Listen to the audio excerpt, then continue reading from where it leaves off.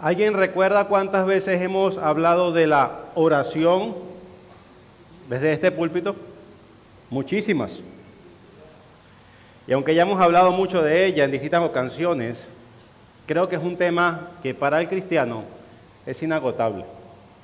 Son como esas fuentes eternas de ir y que tenemos que ir y beber y beber y beber y reflexionar con respecto a estas verdades. Y hablando de la oración, hace algunos días mi esposa me compartió parte de sus propias aventuras personales en el descubrimiento de Dios. Y me dijo, encontré un poema que te va a encantar. Yo prestando un poco de atención, estaba haciendo algunas cosas y estaba hablando de un poema que encontró un profesor de seminario que además de amar al Señor, también es un apasionado del Señor de los Anillos. Así que obviamente, lo dije en un momento, tengo que escuchar. Y cuando escuché esto, toda mi atención pasó en segundos a estar atento en cada palabra que bosquejó mi esposa en ese momento. Así que el poema que encontró y me leyó fue el de George Eber, un pastor anglicano publicado en 1633. Y debo confesarles que mientras ella leía este poema, mi corazón empezó a arder por un deseo renovado de orar y de maravillarme con lo asombroso que es la oración. Así que mi deseo, mi oración para ustedes hoy es que suceda lo mismo. Por eso quiero que me permitan leerles el poema, el cual es este, que describe la oración. Lo dice así. La oración es el banquete de la iglesia, la era de los ángeles, el aliento de Dios en el hombre que regresa a su nacimiento, el alma en frases, el corazón en peregrinación, la vara cristiana que mide el cielo y la tierra. Es la máquina contra el Todopoderoso, torre del pecador, trueno invertido, lanza que atraviesa el costado de Cristo. El mundo en 6 días resumido en 1 hora, una especie de melodía que todas las cosas oyen y temen. Es suavidad y paz y alegría y amor y dicha. Es maná exaltado, alegría de lo mejor, cielo en lo ordinario, hombre bien vestido, es la Vía Láctea, es el ave del paraíso, son las campanas de la iglesia que se escuchan más allá de las estrellas, es la sangre del alma, es la tierra de las especies. Esto es la oración. Esa es la oración. Ya entienden por qué se encendió mi corazón cuando decía cada frase. Y si esta es la manera que oraba George Eber, que imaginaba, que sentía sus afectos más profundos, que cada una de estas son compilaciones, imágenes que hacían referencia, que nutrían de la misma Biblia, de la misma palabra de Dios. Esto es la oración.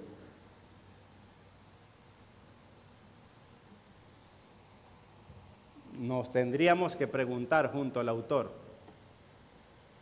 sabiendo estas realidades, o la manera de él percibirlo conforme a la Escritura, he probado alguna vez, no el banquete de la oración, las migajas que caen del banquete de la oración.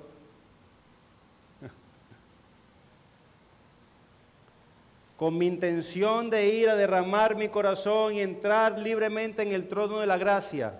Pero cuando veo esta manera de que este hombre ora, realmente he estado alguna vez al menos a 1 kilómetro de distancia del trono de la gracia. Si esto es oración, ¿he orado alguna vez?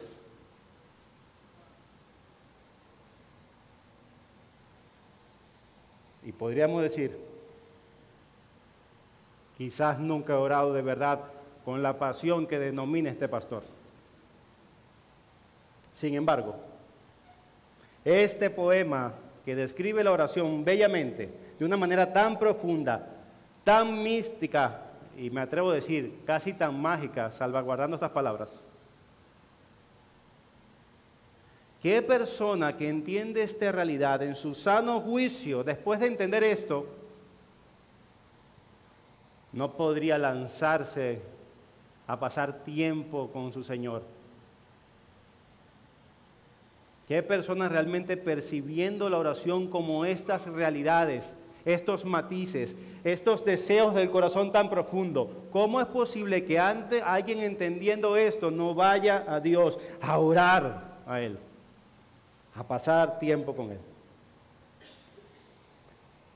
Si esa es la oración cargada con tantas imágenes, ¿por qué me resisto a orar de una manera profunda?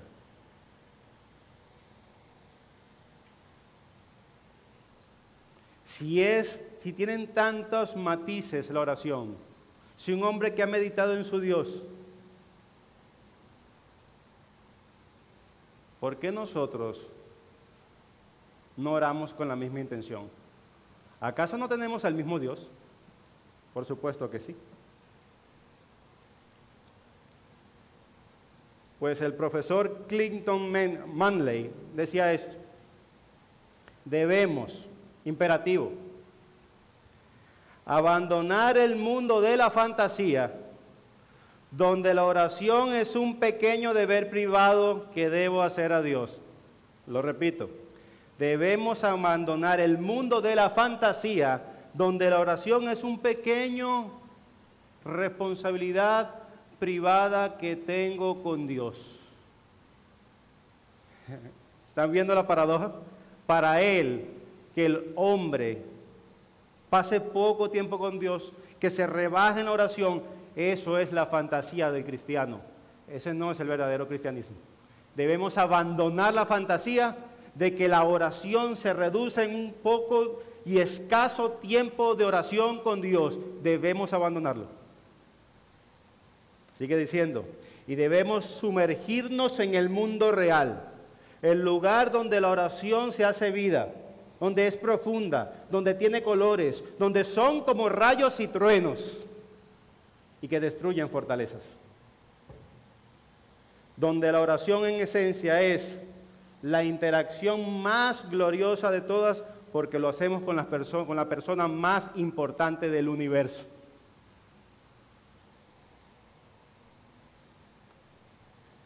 Y no sé si se dieron cuenta en el poema, son 27 imágenes que transmite.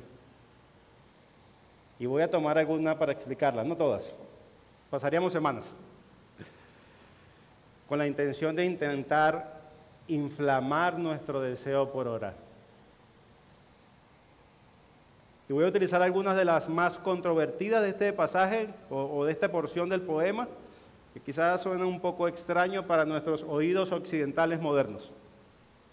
Y es la era de los ángeles. La oración es la era de los ángeles. ¿Qué quiere decir esto? Pues Eber comienza con su poema con una frase que le sorprende a todos: la era de los ángeles.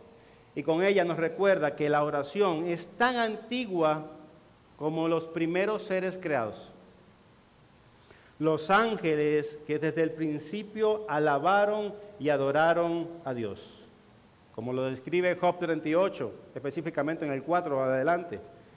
Cuando Dios le decía a Job, ¿dónde estaba él? ¿Dónde estabas tú cuando yo fundaba la tierra? Házmelo saber si tienes inteligencia. Y en el verso 7 dice, cuando alababan todas las estrellas del alba y se regocijaban todos los hijos de Dios, hablando de los ángeles. Desde la eternidad, ¿dónde estabas tú cuando me adoraban las huestes celestes?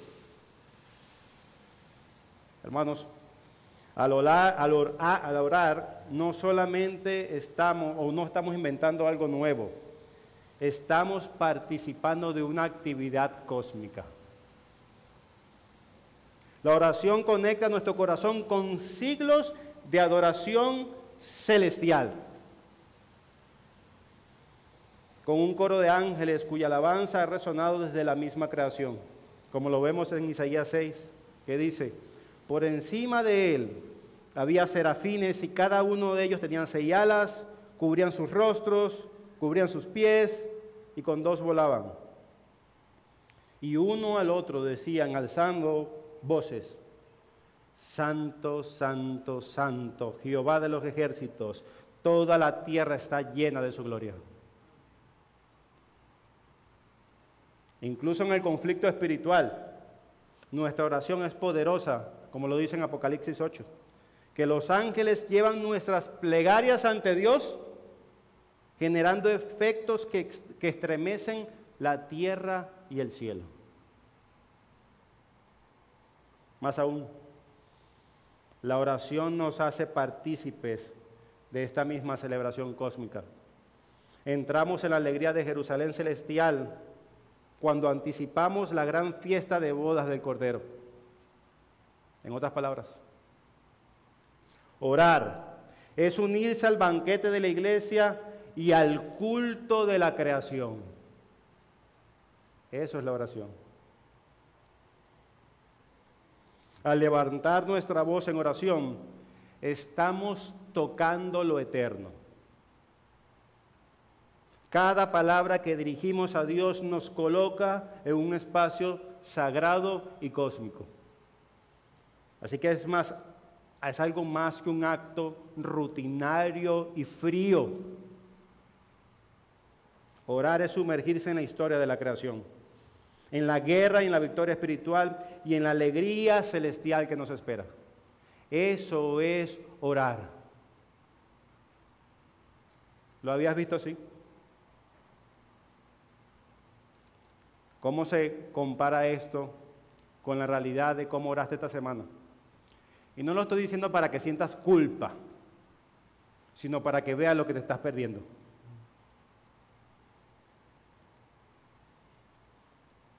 Otra hermosa imagen del poema, el cual tiene el título de la clase. Y lo hice adrede, fue la más controversial.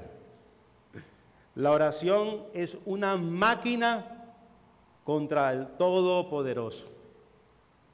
Y sinceramente nos impacta un nombre como esto. La oración nos dice que puede ser un arma de asedio, y no contra enemigos, porque eso se asume, es lógico, no, sino contra Dios mismo. Y esto al principio puede asustarnos. ¿Qué quiere decir con esto, pastor? Y ya me hice miembro. ¿Cómo podemos imaginar tal cosa? Que la oración es una máquina contra el Todopoderoso.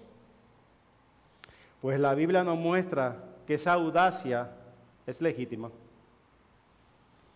Abraham, por ejemplo, lo vemos en Génesis 18, negociando con Dios. No sé si se acuerdan, en ese momento que Dios iba a destruir a Sodoma y a Gomorra, y él le dice, ya va un momento, mira si hay 10 justos, 20 justos, etcétera, etcétera, etcétera. Pero mira la magnitud de esto. Si hay una realidad de que un hombre puede intentar doblar el brazo de Dios y todos decimos absolutamente no. Pero lo que quiero es que tomen en cuenta esto. Dios no tenía que hacerlo, pero Dios escucha a su hijo.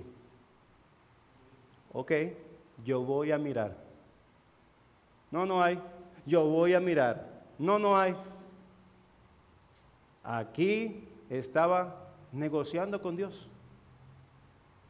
Negociando con Dios, el Dios Altísimo, el que es más sabio que todo, el que conoce el futuro. Y Abraham no lo conocía, pero Dios legítimamente y amorosamente, está bien, Abraham, voy a ir a ver. Dios accede a la negociación. También lo vemos a Moisés, dándole un ultimátum a Dios y vivir. Éxodo 33. ¿Sabes qué, Dios? Si tu presencia no ha de ir conmigo, no nos saque de aquí. Y pueden decir lo que sea, pero esto sigue siendo un ultimátum. Si tu presencia no va con nosotros, no me saques de aquí. ¿Quién eres tú para hablarle con Dios? Diríamos. ¿Pero qué hizo Dios? Sí, yo voy a ir con ustedes. ¿Cómo te atreves a hablar contra mí así? No, responde así. Si tú no vas conmigo, yo no iré. Y quizás el más conocido, como lo podemos ver en la Escritura, que también se oyeron los huesos de Jacob crujir mientras luchaba con Dios y prevalecía. Y el grito de batalla de Jacob era: no te soltaré hasta que me bendigas. Génesis 32. Qué manera de ver la oración, ¿cierto? Qué audacia, de hecho, pensarla. Qué seguridad para hablarle así a Dios, negociando, ultimátum, no te soltaré hasta que me bendigas. Alguien dijo esto: el miedo es el corazón del que no está seguro con su Dios, que incluso teme reír en su presencia. El miedo de no conocer a tu Dios te aleja de Él. Y si esto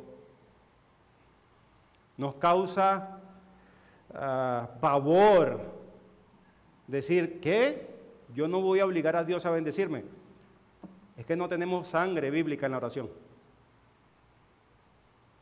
Porque estos hombres conocían a su Dios y por eso le hablaron así. Y no fue en ninguno de los casos algo de irreverencia ni de pecaminosidad.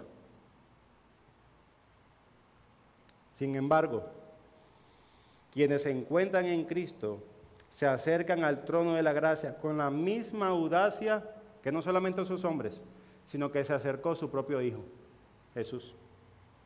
Y la audacia de su Hijo a veces se manifestó en lucha, en sangre y en lágrimas, lo que podríamos conocer como violencia santa. Y cuando me refiero a esto, no me refiero a violencia física, sino a violencia como una vehemencia o una intensidad de emoción, un comportamiento profundo, un fervor extremo y de pasión. Esa es la violencia santa, como ocurrió en el Getsemaní. Una vehemencia a la hora de orar, una violencia a esta realidad. ¿Recuerdan ese texto que los violentos arrebatan los cielos? Esto habla de violencia, de una vehemencia a Dios constante. Por favor, escucha mi ruego y no estás pecando para nada. Escucha mi clamor y no estás pecando. Escucha y bendíceme porque tú has prometido por medio de Cristo escucharme. Violencia santa. Es alguien que tiene en su sangre un pensamiento bíblico de la oración.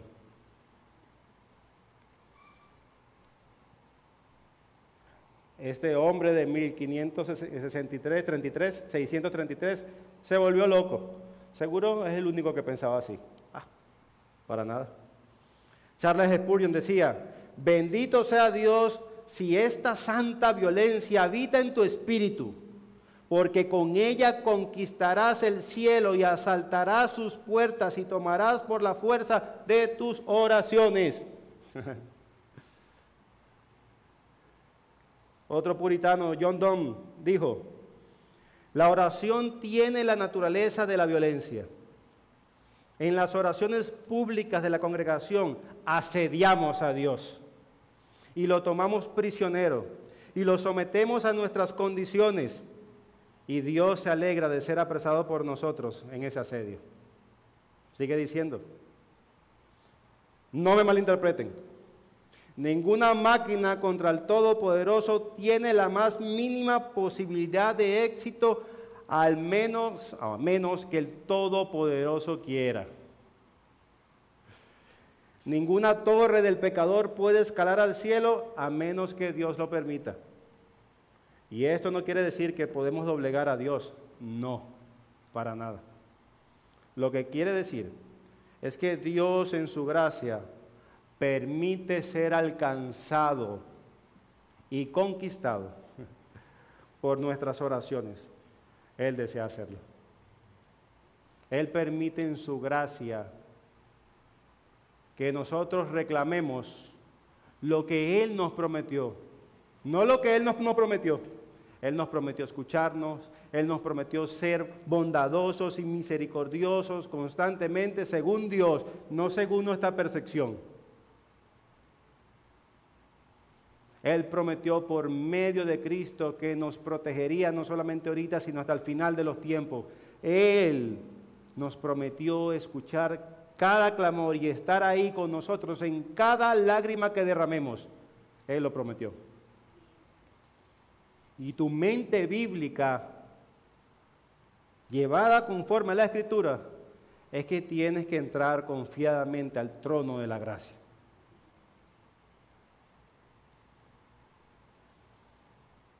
Así que al orar, no nos quedemos pasivos ni tibios.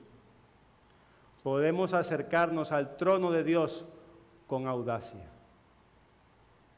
con pasión y fervor, confiando en que Él quiere responder, ser conquistado por nuestra oración.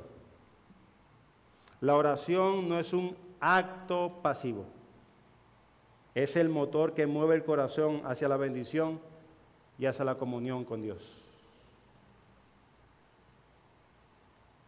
Ten la audacia de ser bíblico cuando oras. Ten la audacia de creerle a Dios cuando oras. Ten la audacia de dejar una idea extraña y abstracta que no está en la Escritura de quién es tu Dios. Ten la audacia de orar a Dios.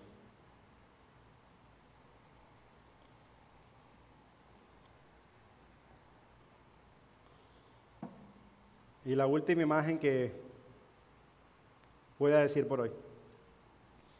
La oración es la tierra de las especies. ¿Qué quiere decir eso? Pues lo que quiere decir este puritano es que nos recuerda, la oración nos recuerda al Edén. Es el jardín donde Dios camina con el hombre y se deleita el alma y todos los sentidos en la presencia de Dios. Esa es la oración. ¿Cuántas veces te has sentido que cuando estás orando, la presencia de Dios está ahí? ¿Es ese Edén para ti cuando oras? Porque literalmente Dios ha prometido estar ahí. No por tus sentimientos, sino que Él lo prometió. Es tu Edén, estar con Él en la oración. Y la oración nos transporta a ese lugar, un espacio donde Dios está cerca y donde experimentamos el deleite del cielo, de la tierra, ahora y para siempre. Esa es la tierra de las especies. Y esta tierra nos permite deleitarnos un poco más de los sabores, si lo podemos decir, futuros que tú y yo nos deleitamos. Como lo dice en Apocalipsis 21:3. Y oí una gran voz del cielo que decía: He aquí el tabernáculo de Dios con hombres, y Él morará con ellos, y ellos serán su pueblo, y Dios mismo estará con ellos como su Dios. Eso es lo que anticipa la oración. Eso es lo que precede la oración. Una vez más, ¿cómo oramos? ¿Cómo oramos? ¿Dónde aprendimos a orar tan fríamente? ¿Dónde aprendimos a pasar tiempo con la persona más importante del universo tan limitadamente? ¿Dónde aprendimos a echar a un lado el deleite? Alguien tuvo que enseñarnos, pero no Dios.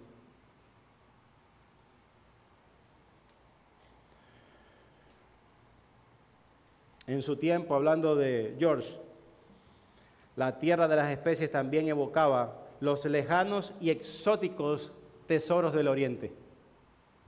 más valioso que el oro en sí mismo. Ahí podían probar la mirra, el azafrán, las confiterías de todo Oriente, el lejano Oriente era visto como algo, wow, tiene más valor que el oro. Pues así es la oración. La oración se presenta como un comercio con los tesoros inagotables de Cristo. Una riqueza espiritual que supera todo lo temporal. Es allí, es la oración donde voy a comerciar con los tesoros del cielo, con los tesoros que Cristo, por medio de Cristo, me hizo partícipe de Él. Eso es la oración. Pero nos enfrentamos a la pobreza en nuestra propia oración.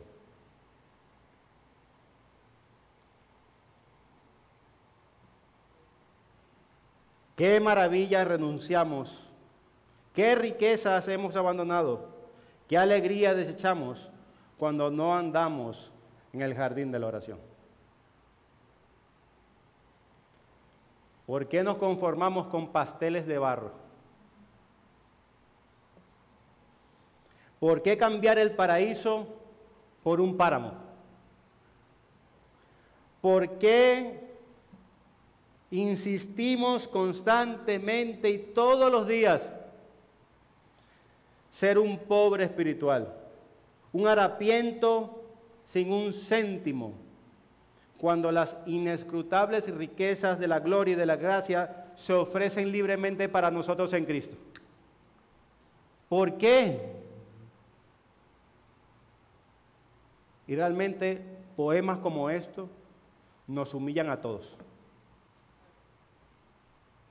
Cuando yo veo que ese hombre decía todas estas realidades de la oración, yo decía, yo estoy lejos de esto, pero ¿por qué?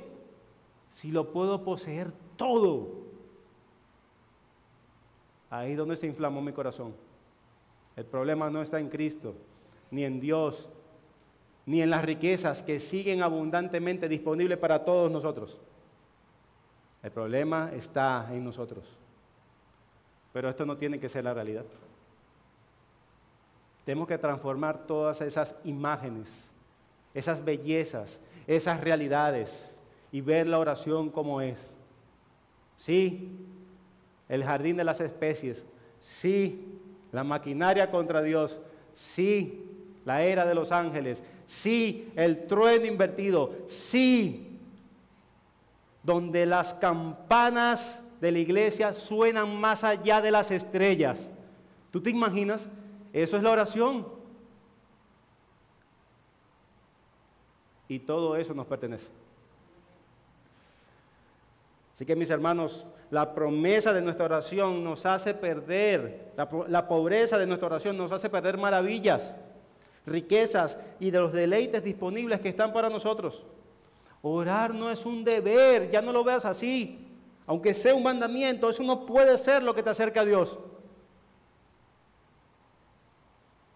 Orar es entrar en el jardín, comerciar con los tesoros de Cristo y deleitarse en la abundancia de su presencia. No nos conformemos con la mediocridad. No dejemos que la oración nos lleve a un lugar, que la oración mediocre nos lleve a un lugar que Cristo no tiene reservado. Cristo tiene reservado para nosotros la plenitud. Y eso lo tiene que hacer bajo la oración. ¿Cuál es mi intención de todo esto? Lo dije al principio. Este hombre que meditó todas esas bellezas de este poema no tiene doble porción de gracia. No tiene dos Espíritus Santos morando en él. Sigue teniendo el mismo Espíritu Santo que tú y que yo. Nosotros podemos deleitarnos de esta manera al pasar tiempo con nuestro Dios. Así que no salgas de aquí a flagelarte de lo que nos has hecho en el pasado. Sal de aquí inflamado en pasar tiempo en ese jardín de las especies. Así que ya debería estar claro para nosotros. La oración es maravillosa, transformadora, sublime, gloriosa y es capaz de tocar cada aspecto de la vida. No sé si lo conocen, que es un sonar. Eso es lo que transmite la ubicación.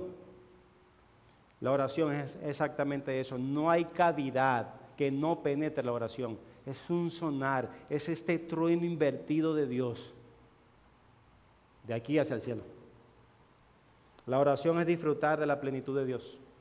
La oración nos abre acceso al gozo, al amor y a la dicha, y nos pone en el camino hacia la alegría suprema que Dios nos puede dar. Como dice el Salmo 16:11, me mostrarás las sendas de vida, y en tu presencia hay plenitud de gozo, delicias a tu diestra para siempre. No obstaculices la delicia que Dios tiene para ti. Incluso cuando nuestras palabras parecen pequeñas o débiles, la oración también conecta con la plenitud trinitaria. Tim Keller lo dice de esta manera: el Padre, el Hijo y el Espíritu Santo se adoran mutuamente. Se dan amor glorificante y se deleita el uno en el otro. Pues la oración es nuestra manera de entrar en esa felicidad de Dios mismo. Cada oración es una oportunidad para sumergirse en el banquete que Él tiene preparado para nosotros. Probar el maná exaltado, oler el aroma y el sabor de la tierra de las especies. George Ever, ese viejo anglicano, nos invita a embriagarnos de Dios.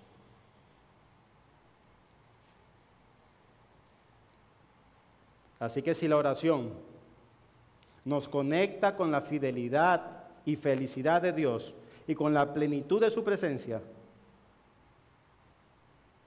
¿cómo no podríamos orar de esta manera? Hoy es un momento de abrir nuestro corazón y dejar que lleguen a Él y experimentar la alegría que Dios solo nos puede dar. La intención de una clase como esta es: disfruten del Dios que tienen. Disfruten. Si hay una exhortación aquí escondida en esta clase, es: disfruten de Dios. Disfrutemos de Dios.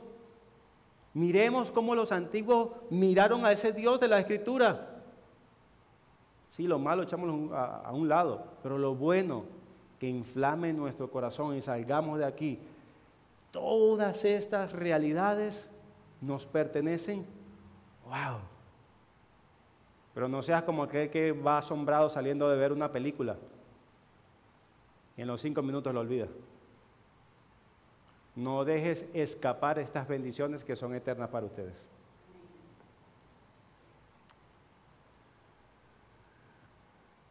Si algo que me encantaron de todas esas imágenes fue que la oración, verla como un trueno invertido, que llegan a los oídos de Dios Padre. Oremos.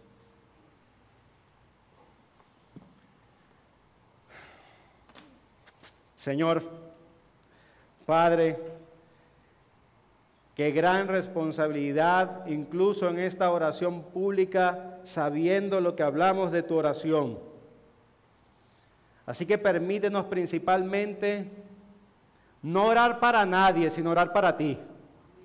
Aquí en nuestra vida, que tú realmente seas nuestro deleite, que tú seas nuestro objeto de adoración, que tú seas glorioso para nosotros. Permite que esta realidad permee nuestra vida y que te disfrutemos, que pasemos tiempo de oración, que podamos acercarnos completamente con una manera audaz de quién eres tú.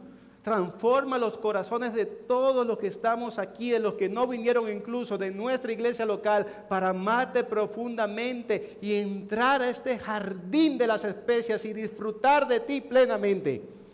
Así que por favor, Dios, inflama nuestros corazones de gran pasión por ti. No haremos absolutamente nada si simplemente vivimos cumpliendo tus mandamientos de manera frívola. Permite arrepentirnos de eso y de disfrutar de ti plenamente. danos un gozo profundo por ti. Te lo suplico. En nombre de Cristo Jesús. Amén.